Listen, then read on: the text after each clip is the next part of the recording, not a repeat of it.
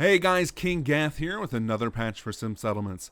This is patch 3.1.5, which I'm calling my covenant to optimization.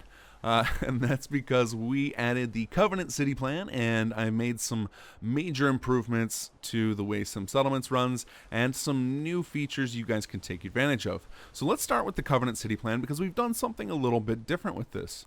So in all of the city plans in Rise of the Commonwealth to date, they have been designed around the idea that the city would kind of evolve in quality over time, but not necessarily in size. And with Covenant, we went the other way, which is that at each level, more and more of the settlement is developed, and it can increase the number of settlers that are supported. So this has a couple of advantages. One is that it gives us more options as far as how we design the settlements, because we don't have to fill out the whole place at every level. And then the other thing it does is allows the settlements to upgrade more quickly because they don't require as many settlers. So this should be an overall benefit, and we hope to continue using this method going forward with our designs, but we'd love to hear your feedback if you like it or hate it. So please give the Covenant City Plan a try. Now, I will warn you guys, you should always, just like Castle, you're going to want to make sure you complete any of the quests before you do use these city plans. Now, with Covenant, the only big quest is done kind of outside the settlement, and it's before you have control of it anyway, so you shouldn't have any problems there. But just as a fair warning, if you like to cheat access to your settlements, I am not sure how the city plan will interact with the main quest if you were to cheat and do it beforehand. Shouldn't be a problem due to the way we design these. All of the NPCs can still path around the settlement, no problem, but just for your own safety, I would recommend going through the quest before and getting access to the settlement the normal way in the game before you use the city plan.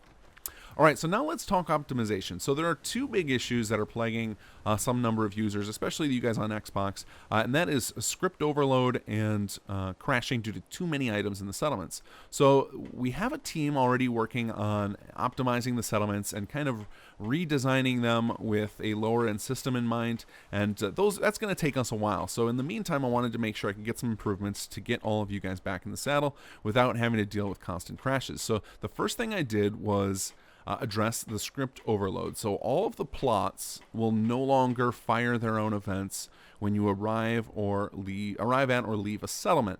And what that basically means is that rather than having dozens of threads potentially trigger when you arrive at a settlement, instead everything is handled by the thread manager now, so that it will happen smoothly and slowly and should not overwhelm your game. And if you have seen my previous videos, you'll know about the thread pool setting and the performance options. If you've got a high-end computer, you can crank that all the way up to 20, and then you should basically notice no difference between the way you're playing now and after this patch. But if you're on Xbox or on a lower-end system, you might want to turn that thread pool down if you haven't already. It starts out at 10, which is a good safe number for most folks, but if you're seeing crashes, you could turn that down a little bit. And then the only change you'll notice is that plots that have updated might take a couple minutes extra after you arrive at a settlement before they fully refresh and clear out all of their old items, but I think that is far superior to having actual crashes. So then the second thing that I've changed is I've just taken advantage of a feature that's already in some settlements that was set up for plots, and I've now applied it to the whole city. So if you're not familiar with the performance options section, you're going to want to check this out, especially if you're having issues. If you go under options and then performance options, there are a series of options here that were originally designed for plots so that you could turn off certain extra features, but you'd still get the general feel of things without losing access to the gameplay, and it would just reduce the frame rate load on your game in general. So the biggest effects you're going to see are by turning off clutter and the extra lights. Let's see, what's it called here? Extra lights. So these are your two big main ones that are going to have improvements, and they now apply to the city plans. Now, they don't apply across the board because in order to go through the city plans item by item would take probably months. So instead what I did is I categorized items on a broad scale that made the most sense to apply to these. So for extra lights, those are those invisible light bulbs that you might have seen if you enter workshop mode with the city marker objects turned on. clutter or things like the food and alcohol and other static little items that we've used to decorate shelves. So the real obvious things, and I've done that, I've applied that to just about everything here. Now it won't remove all of those things, it will just remove a good chunk of them. Now if you find that I've missed some obvious ones, like for example if you turn off clutter and you find that after you refresh your city, that there are still some clear clutter items, if you want to take screenshots of those and send those to me through simsettlements.com, I can add those to the clutter list so those get removed as well.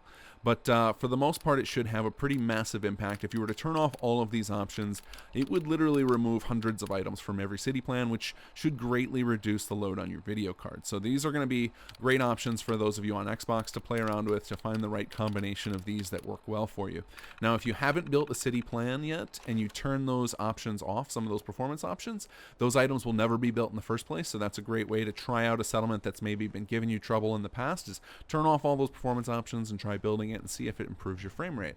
Now, if you've already got a city built and you want to change some of those performance options, either on or off, you can refresh your city and the correct items will be re-added to the settlement when it's refreshed. So that's a great way to take advantage of some of the new features, is play around those performance options. If you're on Xbox in general, I would, even before this patch was launched, if you're not on the Xbox One X, I would highly recommend turning off some of those options just to reduce the number of items that are on the plots, because it turns out the city plans themselves aren't the biggest issue. It's actually still the plots, which has always been an issue for Xbox players, is that if you have too many of those, it becomes a problem. And that's one of the things we're approaching with the optimization project that's going on, is we're going to reduce the number of settlers that are required for a lot of the cities, because we know that you can only handle so many plots on the regular Xbox One.